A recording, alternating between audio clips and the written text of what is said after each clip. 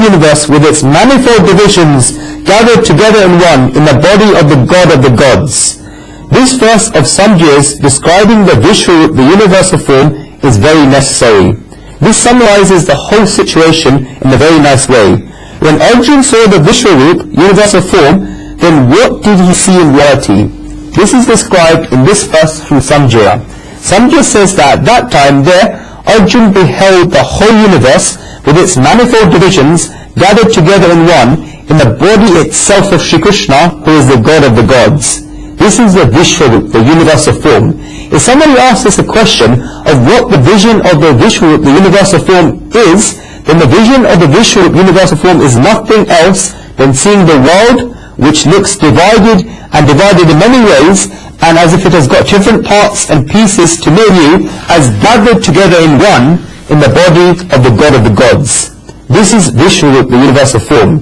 Sanjaya gives a very nice description in this verse. Sanjaya shows what the Vishwarup, the universal form, is in a nutshell in this verse.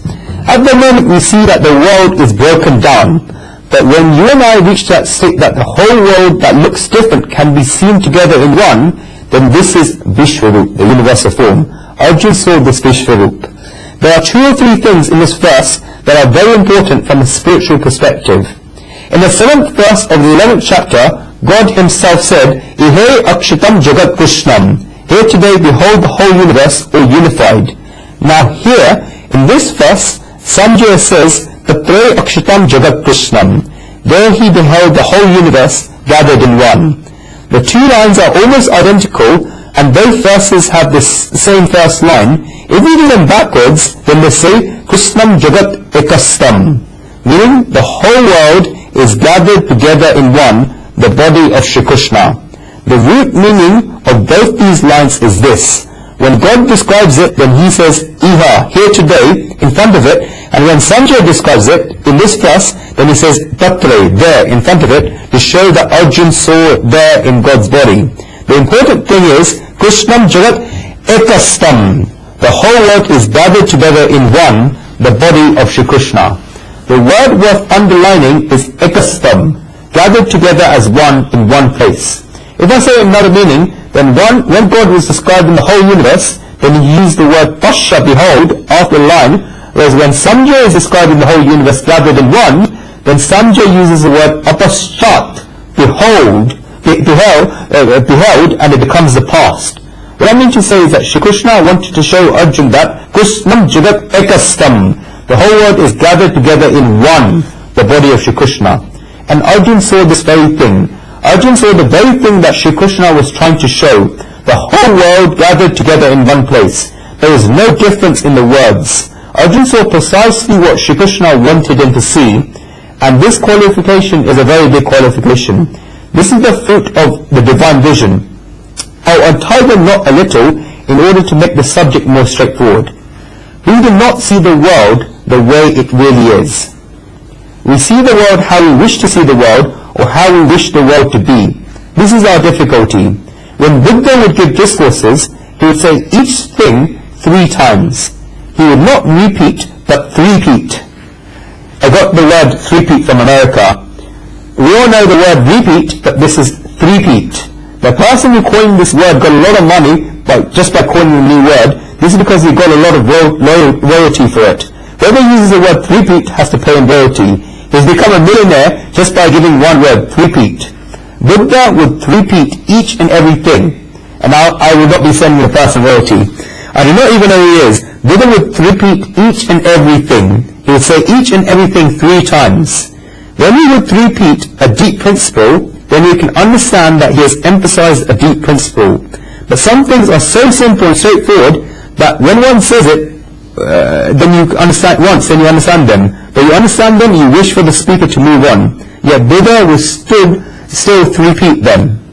Anand, who is Buddha's brother and his chief disciple, asked Buddha one time why he was doing like this, because when he would say it once, then he would understand it.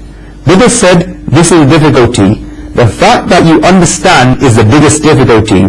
This is because upon hearing it for the first time, the human being feels a pride that they have understood.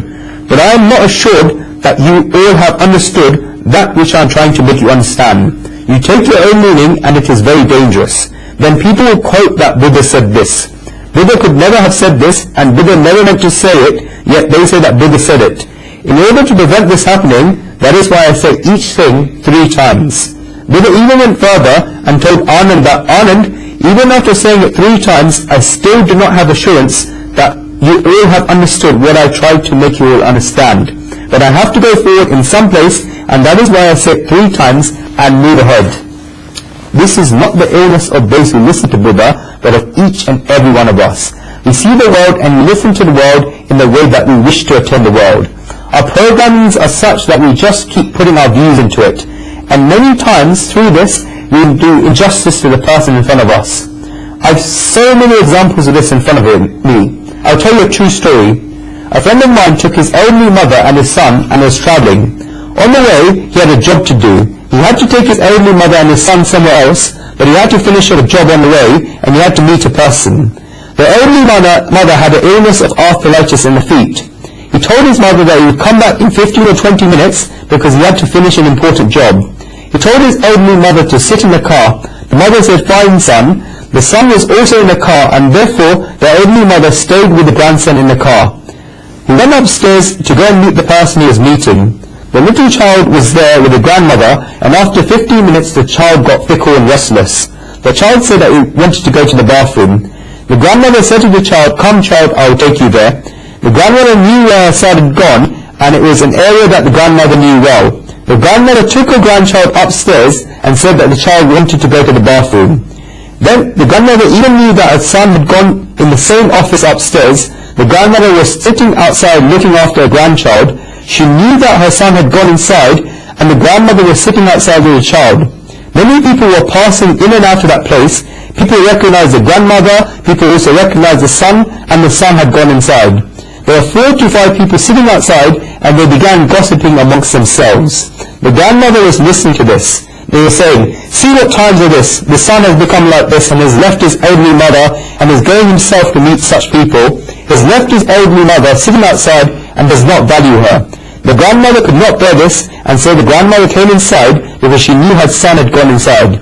She knew which person her son had gone to meet. The grandmother went inside, and within 10 minutes, the 5 jobs that the son had to do had been done, and everybody went out together. The world will always do this. When we study the Gita, then remember this. We should not try to interpret circumstances in the way that we want.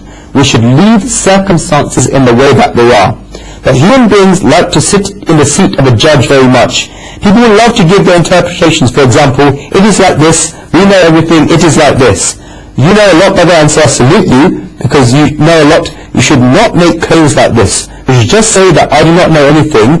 If you wish to understand the Vishnu, the universal form, and the world in its true nature, then see the world how it is. But the problem is that we put our own interpretations into it, and we put our own delusions into it. We see the world wearing our own glasses. How can we see the world like this? We cannot see the world like this. Tatre akshitam jagat krishnam. There he beheld the whole universe gathered in one. And this question has been there forever and from the beginning of time. Next verse.